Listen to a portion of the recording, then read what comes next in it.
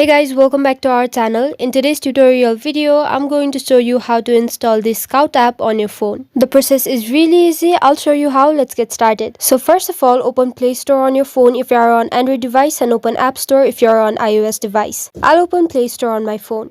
This is the homepage of Play Store. On the homepage, you'll have to tap on the search bar at the top of the screen, and on this search bar, simply type Skout and press search.